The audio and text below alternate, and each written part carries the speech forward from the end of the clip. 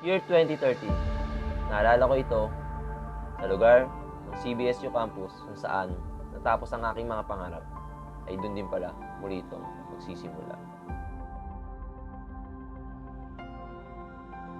June 8, 2013. Dito nagsimula na ang aking kwento ay pinagkatiwala ko sa author at director ng ating buhay. Ngayon ko lang na-realize nung nag-ahente ako, nagpahinante ako, naging driver ako ng truck na pumasok pala ako sa isang university na nandun yung best teacher natin at ayun yung experience, yung learning process along the way. Nakakasama pala siya sa plot ng story natin. Hanggang sa na-burnout ako sa current work ko that time, nandun, nag-pray ulit ako sa Lord. Humingi ako ng guidance ulit sa Kanya. And He answer again every time I pray. At dito na, nag-start yung paggawa ko ng video. But not only a video, but creating a story. Creating my legacy. March 30, 2018.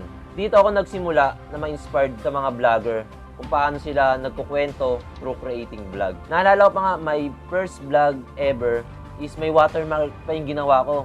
Pero that time kasi, ang mahalaga sa akin, na ikukwento ko yung nangyayari sa buhay ko. Kumaga na-enjoy ko ito habang ine-edit ko, habang nagbibideo ko, kasama yung mga taong nandun sa vlog ko na yung that time. Kumaga wala akong pakialam kung ano man yung sabihin nila na, uy, may watermark yung video mo, basta mahalaga sa akin, nag-e-enjoy ako.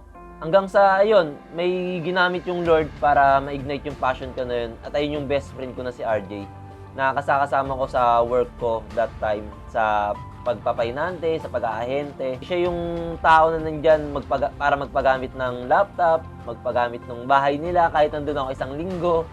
Tapos siya rin yung nagpapagamit sa akin ng camera kasi that time wala talaga akong gamit eh. Ang gusto ko lang talaga mag-vlog, gusto ko gumawa ng video, gusto ko mag-inspired ng tao through creating video. Maikwento ko yung buhay na meron ako kasi very grateful talaga ako sa buhay na meron ako that time. Hanggang dumating yung time na hindi natin inasahan, but it happened talaga sa buhay natin. Dahil na-fulfill na ng best friend ko, na-fulfill na ni RJ yung mission niya. Doon, kinuha na siya ng Lord. Pero ito yung kinikilabutan ako eh. Dito ako nag-goosebumps every time na kinukwento ko. The day before na mamatay siya, binigyan niya ako ng camera. Kaya kung makikita nyo, ganito ako ka-passionate sa ginagawa ko. Kasi para sa akin, fulfilling mission ito eh. Ngayon, bakit ko ito kinukwento? Because this is my legacy. Na gusto ko rin ibahagi sa inyo dahil hindi lahat ng bagay dito sa mundo ay permanent.